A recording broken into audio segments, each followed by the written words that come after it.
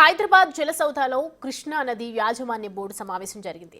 KRMB chairman Atul Jain అధ్యక్షతన జరిగి ఈ భేటీలో తెలంగాణ, ఏపీ నుంచి జలవనరుల శాఖ ఉన్నతాధికారులు, ఇంజనీర్లు పాల్గొన్నారు. Telangana ENC Anil Kumar, AP ENC Venkateswara Rao భేటీకి హాజరయ్యారు.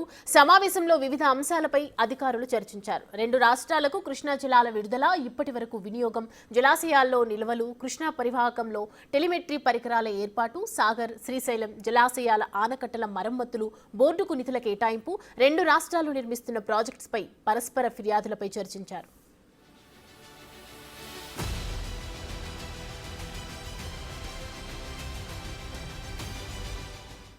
ఈ రోజు జరిగిన కేఆర్ఎంబీ మీటింగ్లో 3-4 ప్రధాన అంశాలను ప్రస్తావించామన్నారు ఇరిగేషన్ సెక్రటరీ రాహుల్ బొజ్జా. కృష్ణానది జలాల మళ్లింపు మీద చర్చించామని, 66 నిష్పత్తి 66:34 వాటాలను అప్పట్లో ఒక్క సంవత్సరం కోసమే ఒప్పుకున్నారని, 79:21 వాటాలను కేటాయించాలనేది తెలంగాణ హక్కు అన్నారు ఆయన.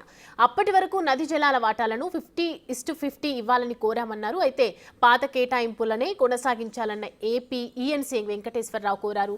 తెలంగాణ అధికారులు మాత్రం కేటాయింపులు 50:50 ఉండాలంటున్నారు. ఇక శ్రీశైలం ప్రాజెక్టు స్పాన్స్ పూల్స్ సంబంధించి ఏపీ ప్రభుత్వానికి నివేదిక ఇస్తామన్నారు ఆయన. సాగర్ ప్రాజెక్టు నిర్వహణ బాధ్యతలు తమకే ఇవ్వాలని తెలంగాణ ప్రభుత్వం కోరిందని, ఈ విషయాన్ని ప్రభుత్వం దృష్టికి తీసుకెళ్తామన్నారు ఆయన.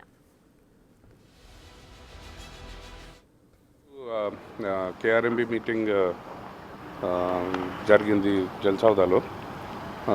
రొటీన్ అడ్మినిస్ట్రేటివ్ మ్యాటర్స్ చాలా డిస్కస్ అయినాయి. బట్ మన గవర్నమెంట్ ఇంట్రెస్ట్ మీద దేర్ వర్ 3-4 ఇంపార్టెంట్ ఇష్యూస్ అవి డిస్కస్ చేయడం జరిగింది. ఒకటి obviously diversion of Krishna basin water to out basin requirements. So మనము we been seeing Krishna basin వాటర్ని అవుట్ బేసిన్ రిక్వైర్మెంట్స్ కోసము only Chennai water drinking water కోసం మనము ఫస్ట్ ఒప్పుకోవడం జరిగింది. దాని తర్వాత అంటే it was very clear that irrigation రిక్వైర్మెంట్స్కి దాన్ని వాడకూడదు అని. But anyway out basin diversion జరుగుతూ ఉండింది. దాన్ని కృష్ణా డిస్ప్యూట్ ట్రిబ్యునల్లో కూడా దాన్ని మనం మెన్షన్ చేస్తున్నాము. So first issue was diversion of Krishna basin water to out basin requirements. Srisailam డ్యామ్లో సేఫ్టీ ఆఫ్ బోత్ డ్యామ్స్ కూడా డిస్కస్ చేసినాము. అందులో మన కన్సర్న్ ఏంటంటే శ్రీశైలం డ్యామ్ సేఫ్టీ గురించి. 2009 ఫ్లడ్స్లో ఆ ప్లంజ్ పూల్ అనేది డ్యామేజ్ అయింది. ఇంకా ఎవ్రీ ఇయర్ ఫ్లడ్స్ తోటి ఇంకా డ్యామేజ్ అవ్వకుండా వస్తున్నది.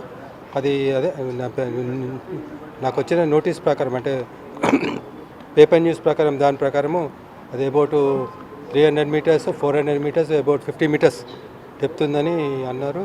సో ఈఎన్సీ గారు కూడా, అంటే సిడబ్ల్యూపిఆర్ఎస్కు, సిడబ్ల్యూసి, సెంట్రల్ ఏజెన్సీస్ ఇన్వెస్టిగేషన్ కోసము రాసినాము. దానికి ఫండ్స్ కూడా రిలీజ్ అవ్వట్లేదని చెప్పారు. కానీ మనం ఇన్సిస్ట్ చేసినాము అట్లీస్ట్ టెంపరీ అరేంజ్మెంట్స్ ఈ సీజన్లో. మళ్ళీ ఫ్లడ్స్ 2009 ఫ్లడ్స్ రిపీట్ అయితే కూడా అట్లాంటి అంటే మళ్ళీ డ్యామ్స్ స్టెబిలిటీ, సేఫ్టీ కోసము కావాల్సిన ప్రికాషన్స్ తీసుకోమని చెప్పి మనం ఇన్సిస్ట్ చేసినాము ఆ విషయం. ఈరోజు Krishna river management board meeting జరిగింది.